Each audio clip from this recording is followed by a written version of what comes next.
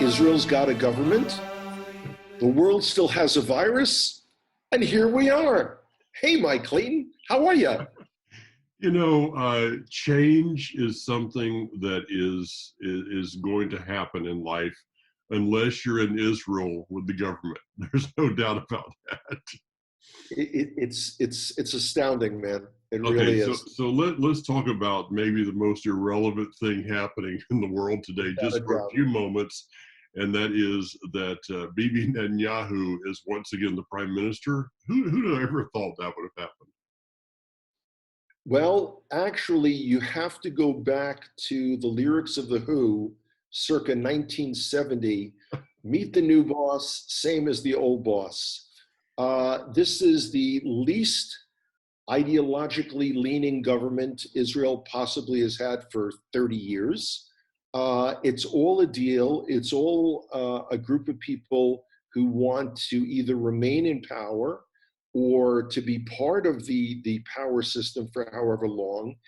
There will be two prime ministers' residences simultaneously. There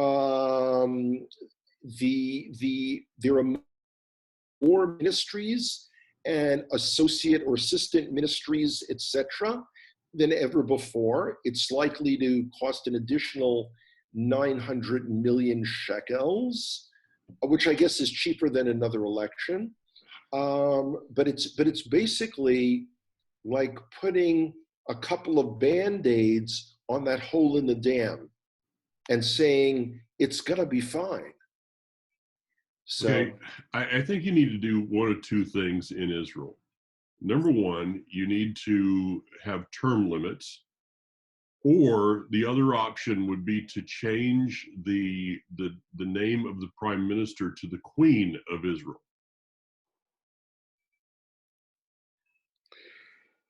yeah. So, and by the way, there are people who are running around, figuratively jumping up in the air, slapping hands, because of course no one's doing that. Yeah. That, supposedly Israel will declare sovereignty over Yehuda and Shomron, Judea and Samaria. But what does that mean? What will it mean in a real sense? Nobody knows. Nobody knows. It's all smoke and mirrors, which leads us to the idea of, again, which has been an underlying theme of our conversations of the last number of weeks. How much are people being awakened to their true meaning and purpose in life during this situation where everything that we know of, at least as far as February, has changed radically for most of us around the world? Yeah, there is no normal to go back to. I think you're dealing with the same thing in Israel that we are in the United States. Now that this is all been done and you've basically shut down the world, which is a phenomenal thing. There's never a time in history that you could have shut down the world except for now. And so now how do you open it back up? And you guys on your side are dealing with the same thing as we're dealing with here. How do you do that? I see that IKEA is open in Israel, the Makani Yehuda market is not. There is a report of a church that's still having services up in Ashdod or over in Ashdod, but yet synagogues are closed down. You got the same thing. It's like it's the same thing here as it is there. And now that you're telling me that there's kind of a protest underlying that's about let's get back to work. Yeah, it's kind of like you have to understand, we've done this. We were a bit ahead of the curve here in Israel. The last time I guided was the first week in March. I think it was either March 2nd or March 3rd. Within a week, 1 week after that, all the sites in Israel were closed already. You couldn't get into the Western Wall tunnels. You couldn't get into the national parks. That was done. Israel had already, by that point, had blocked not only multiple Asian countries from having their citizens land, but also at that point was Italy, Spain, Austria, etc. Okay, so the question is, what do we do now? So in Israel, what they've done is they've loosened it up a bit, and you can tell by the news reports the traffic on the roads is a lot more. We, for recreational exercise, can go up to a distance of 500 meters, which is a half a kilometer or the size approximately of 5 American football fields. But we cannot go in groups. The malls are still closed. Of course, I belong to a gym which is in a mall, and I have no idea when that's going to get open again. Schools are not open. They're kind of testing the waters. There is no precedent for this. Nobody knows. Is there anyone going to the wall? I haven't looked at the live feeds. Very few people. Very few people are going to the Kotel, the Western Wall. Okay. It's the question really that I keep coming back to, and the time that I spend on the social media, which is extensive, is what is it people are getting from this? You got this sense that, well, when people can go out and start hugging, they're going to do some serious hugging. Mm-hmm. For someone like me, that's a massive hugger. That's great news. We'll see if I can run around and hug people. I don't know. I will try. I will definitely try. Yeah. If they don't allow that, you're probably going to have to use duct tape. Yeah. What's interesting is there seems to be around the world, the sense that I'm getting, more sense of people want to go out, kind of like in the aftermath of the Spanish flu, the epidemic in 1918. Mm-hmm. You had the Roaring 20s. You had people going out, and kind of all social mores going out the window. That's, it's kind of like you've got people saying we need a deeper religious faith, and others are saying, hey, just let me out there and I'm going to go nuts. So I think, once again, our internal core values are being questioned. Like, I've got people writing me notes saying, I'm really sorry, I've been planning this trip to Israel. I've never been, I've been planning this for 20 years. Well, my response back is, well, are you continuing to save? And are you planning to come as soon as air travel opens up again? In other words, you've had the experience of being shut out. Is absence making the heart grow fonder? Or are you just saying, you know what? I'd rather go out to my local bar or pub and, do whatever. Yeah. Taking the money, people have stimulus money coming in. I'm wondering how many people are going to consider, well, maybe I should tithe on that to somewhere. Maybe taking a part of that. I know for me, I already have the funds set aside. When they open, I've told Kathy, when they open the airport, I'm on the plane.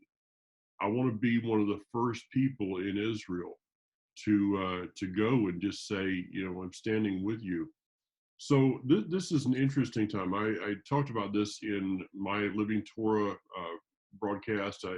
I also talked about this. It'll be on Facebook here in a little while on an interview I did on Hebrew Nation Radio the other day. Right, I got to hear part of it. Oh, you did? Okay, good. It went. I thought it went real well. Agreed. When in history has anyone looked at the Torah portion this week of the leper and said, that's the most relevant Torah portion of the year? Is normally one that you just kind of like scabs. I don't. Okay, I'm at the end. We'll get through this, and then this week we have the two together. We go from the leper to the mold in the house. Hey, the whole thing is about, and I use this phrase. I've heard myself saying this phrase the other day as I was teaching. Isolation is about revelation. Hopefully, it should be. Yes. Yes. That's the key. That's the key. What Yes. is it that people are getting out of this? Is it a sense of, people are telling me they're running out of things to watch on Netflix. I mean, you know, we just had last week, we just had Yom HaShoah. We had it wasn't last week, it was this week. Mm-hmm. Wow. Yeah, time flies. Coming up next week, we have Yom HaZikaron, our memorial. I'm sorry, you just froze up. Oh, okay. Yeah, time flies when you're in isolation. So yeah, 1 week kind of runs together as the next one. So, yes, yeah. No, so it's really a sense that, and ultimately, like people say, well, you're active on social media, you're posting stuff. What is it you want? And it's really simple. It's not a hidden agenda. I want to get people more connected to Israel. Yeah. Israel is the center. When Hashem says, I will bless you, I will bless those that bless you, I will curse those that curse you. I mean, we're feeling a bit of that, let's call it the potential curse. For those who have contracted the virus, it's a real curse. And in many cases, it's been fatal. Yeah. And you think, and here's another analogy. It's affecting the elderly and those with, already multiple medical issues. Isn't that like Amalek attacking those stragglers, those lagging behind, those unable to keep up? Yeah. So I see this as it may be our last wake-up call. Someone wrote me a note the other day saying, when you can come back to America and start speaking again, what do y'all think you're going to be touching upon? I'm going to feel like Paul Revere. You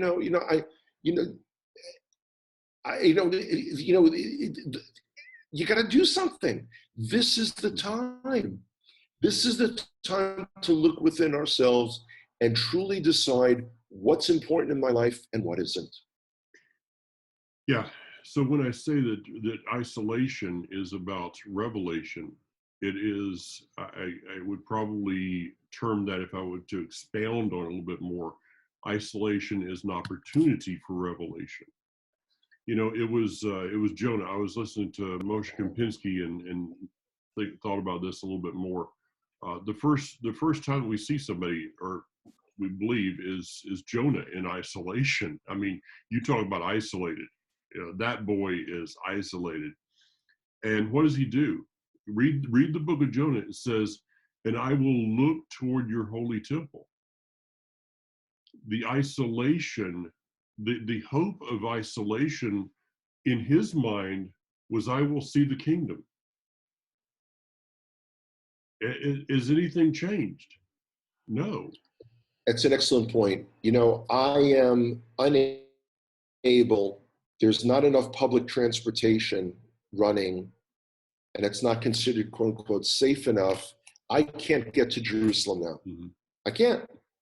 I live in, it's funny because, people say, well, I'm in Modi'in. I can't. It's one thing of not being able, by the police, preventing you from going up to Har HaBayit, the Temple Mount. It's another thing being unable to access Jerusalem. This is something that I know there are lessons that I'm attempting to internalize now as to how to lead the rest of my life. I hope that other people are feeling the same way. I hope that other people are looking and saying, what are the messages here? What is it that I can learn? What can I do differently?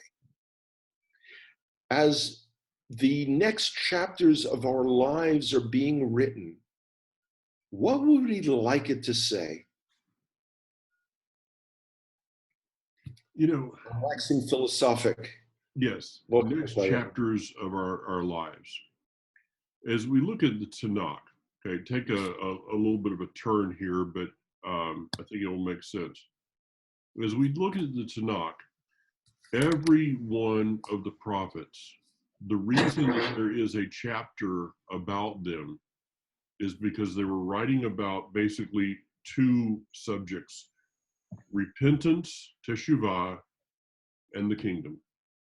Repent toward the kingdom. I mean, this is kind of the theme of Scripture: is repent, restoration, kingdom. It's a great thread. Now, you and I have talked many times. You've said, you're not that comfortable with this prophetic thing, though. I think you sell yourself really short on that one. We have a lot of there was quite a few Jews in the Scripture that were a bit on the prophetic side. Um, there are also prophetic voices that have been through the years. Today is a memorial celebration of the 300th birthday. It would have been 300 years ago, of the Vilna Gaon. Now, I'm not an expert in the sages of Israel. You know that much more than I do. I'm not even in kindergarten when it comes to my expertise on this. However, there are a couple that I find very fascinating. Rav Kook. Wow, what an amazing man. Everything about him was about restoration. The other one is the Vilna Gaon. Now, give me a nutshell of who this man was. Okay, so we're talking about, when we say 300 years, you got to remember you're talking about the 18th century. Hmm. Okay, so you're talking about at a time where there are limited resources, limited traveling, an absolute genius. But what's amazing is how many prophetic insights he shared, all relating to the restoration of Israel and the final redemption. Now, this is at a time, again, we're talking about at a time when the idea of a restored Jewish entity is like, picture like walking on Mars. It's so beyond the realm of possibility for people. And there are, and I'm hesitating because there are so many things that people are pointing to, saying this is a sure sign of Mashiach. And you and I were kind of joking tongue in cheek last week of people who Pesach came and went, and people saying, well, this is supposed to be over, because in their mind, it was kind of like, well, we've suffered, we had the plague experience. Here's Pesach, let's get back to business. Give me some instant coffee. Yeah. Because we live in the world of instant gratification. We live in the world of smartphones. We live in the world that if I call you from Israel, I expect you to be available. One of the greatest things, when I was teaching the Ephraimite community in Sri Lanka 4 years ago, it was an amazing group of people. I love them so much. Through WhatsApp, I was able to call friends in America, family in Israel, whatever. But we expect it to be A plus B plus C. We expect Mashiach, okay, if not now, within the next 5 or 6 minutes. I mean, seriously, like before dinner time. That's our, and we're not willing to put in the effort. People talk about Israel and the good causes in Israel and all the wonderful people they met in Israel, whether they've been on our Connect to Israel experience or other programs or on their own. How much are people, how many people are digging into their own pockets and sharing In other words, they can't come to Israel right now, but are they doing something to enable that restorative process to continue? I'll give you an example. Our dear friends, Vered and Erez at Tura Winery, well, they're now doing deliveries throughout Israel. So you can get a 5-liter can of that amazing olive oil and wine and, the Dick Coretta chocolates and the Aunt Bertha's jams. I'm making my list. This is like, making his list, checking it twice. And the thing is, there are still about 20 bottles in my wine fridge. You know how much wine I drink. It's, like basically that 20 bottles, that 20 bottles will take care of Pesach 2027. It's like, but I'm going to be ordering from Tura because I feel a responsibility to help support my countrymen, our people, if you will, our people in the small and in the micro and the macro sense, in any way that I can. And again, how many people are thinking that? I follow, even though I'm not working, I'm not able to earn an income at all.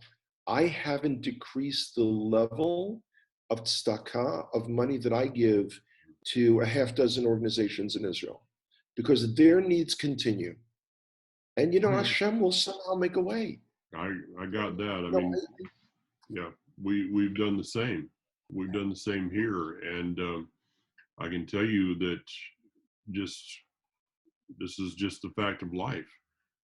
Giving to everywhere, ministries, it's gone way down. This, I don't want to get on there. Let me go back to the Vilna Gaon, because this is a man that, as you said, Yes. this was 100 years after the Renaissance, the Great Awakening, and this man is doing amazing things. He's the prophetic voice. One of his prophecies was, when you see Russian troops in Constantinople, it will be a sign that the Mashiach is coming. Right. It's close. It's close. Not just close. coming, but close. Yeah, it's close. Now, anybody that doesn't know where Constantinople is, that's modern day Istanbul. We've seen that prophecy happen in recent years. Again, wow, we didn't see Mashiach within 10 minutes after that. So I guess that the Vilna Gaon must have been wrong. No. But my all-time favorite, I remember going to, this May will be 22 years. I'm praying that you guys open so that I can be there. 22-year anniversary for me would be 30 times in Israel. What's the date? What's the date, Mike? I got to look at my calendar. I got to look at my my passport. I think it's like right around. It's the middle of May. Middle of May. I heard you say September, right? Yeah, right. Maybe. Yeah, we'll see. So, because just think of it this way: if you could get here sooner, and you have to be quarantined with me for 2 weeks, y'all may know. You may want to hold off a little bit. Yeah, that is what nightmares are made of. Yeah, I've spent a week in a truck with you. That's in a bus. I remember going to Israel, and originally this was back in 1998, and seeing that arch in the old city. I had no idea what that arch was. Yeah. And it wasn't until many years later that I actually figured out everything that went along with that. It was 2004, 2005. I think it was 2005 when all of a sudden they decided to rebuild the synagogue. And I remember that, it was a nightmare. All the noise and the construction and everything that was going on. and everybody's complaining about it.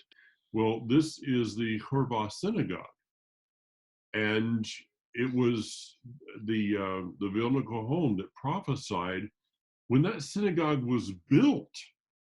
You probably remember the year when it was built. He prophesied that it would be destroyed twice, and that when it was rebuilt for the third time, it would be a sign of the footsteps of the Mashiach.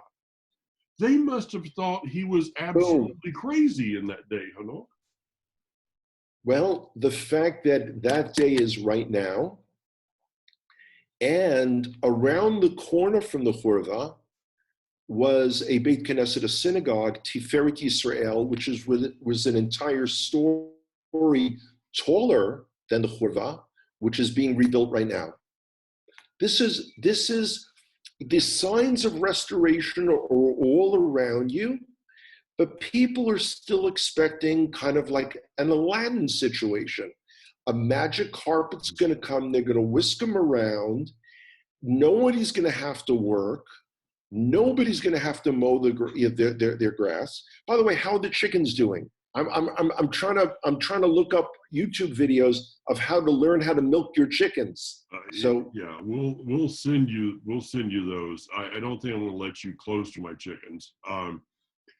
Actually, we had our grandsons the other day, and Phineas, who is a little tiny guy, he did get one. Reuben was doing pretty good. In fact, Reuben found the little chick. This is totally off anything that we were talking about. I don't know, but these chickens were like a week old, and so we finally got him to hold them to where he wasn't about to squash the little thing.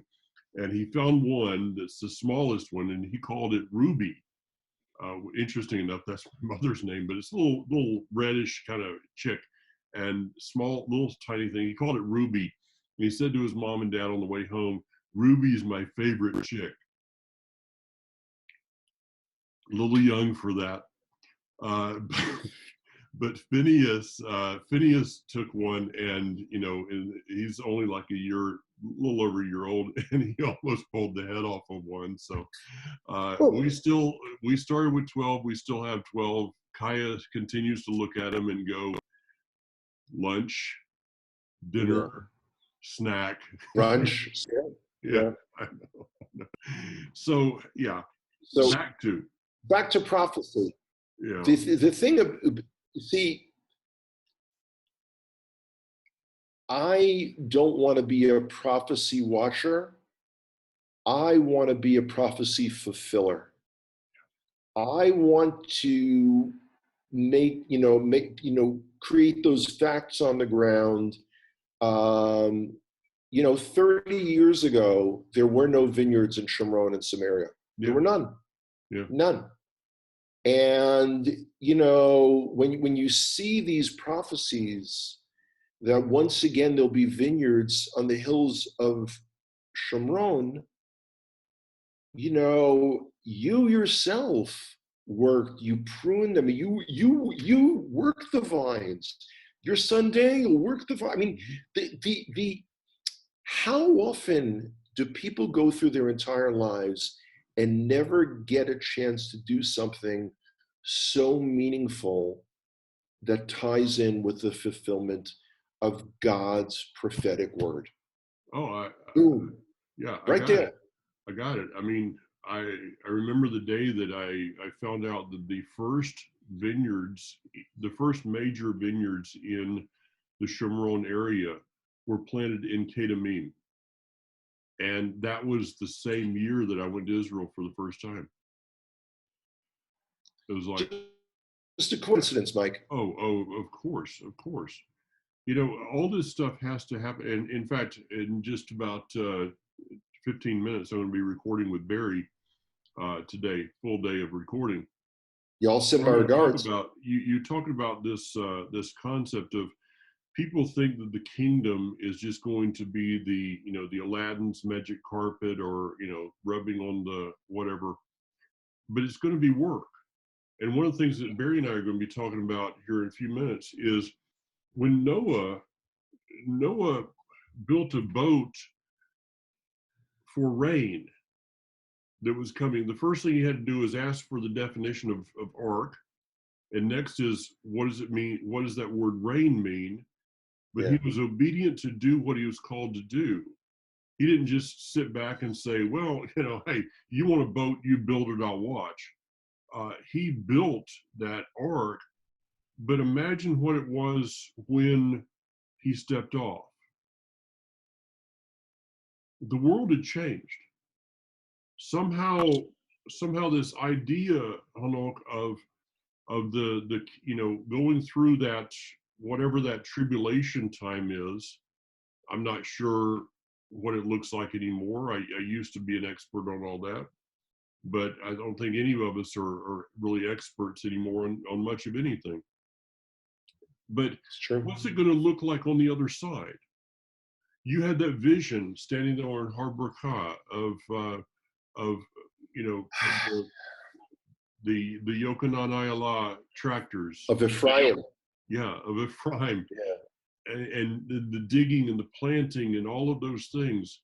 Imagine that when Ephraim is able to come to the land, it's not just going to be sitting back and picking, picking grapes. It's going to be working. It's going to be doing. Who knows what all And we're going to be doing? it's interesting, but still we have too many people. Some of them could be the ones that watch these videos who just want to get a good seat, front row seat. They want to watch it happen. They want to watch it play out, while they're eating the boiled peanuts. That's not what this is. This is really a sense of getting involved. You said something in a previous recording of ours where you invited people to write to me. I got to tell you, I've only gotten a handful of emails. I mean, it's a sense of what is it that people do all day long.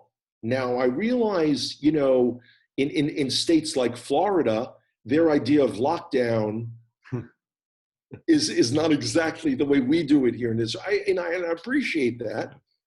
Bless their hearts. But this is the time for enhanced connection and to plan and build for the futures. I have to tell you, like everyone else, when this thing first hit, I personally bemoaned the fact that I had more business as a guide scheduled in 2020 than I had for the previous 3 years all put together. As if, and that's the weakness that we all have, as if this was brought upon the world to punish me. I mean, duh, how stupid was I? Well, now I have 3 major tours already booked in 2021. Oh. March, April, and May, boom. Cool. But assuming there's no pandemic, of course. Yeah, that's true. Yeah, but I'm more focused on our tour in November, 1st through 13th of 2020. People will, God willing, be able to come to Israel. Yeah, I'm looking forward to it. I want people to join us. Let me kind of just frozen. Quote. Let me spin a quote from a mutual friend, BB Stevens. BB has been one of my board members, close friend for many years, 25 years now. And to take his original quote and to put it into what we're talking about today. This theme of restoration is not a spectator sport. It should be considered full contact. Absolutely. It's time to get off the bleachers, folks. It's time to, in a game, you are only allowed to have 11 players on the field in a football game. If you get 12 players on the field, you get penalized. In this thing of restoration, it's unlimited number on the field. Nobody should be in the stands.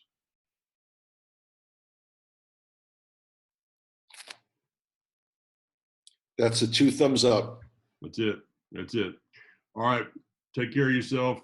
And we'll see what another week brings. It's Hey, listen, by next week, the government, which isn't even sworn in, may have collapsed already. So we could talk about that. all right. Shalom from Modi'in from Motown. Yeah, Bye-bye. kolyehuda.com. If you'd like to get a hold of him, go on the Facebook, write him. You can tell he's lonely. He needs somebody.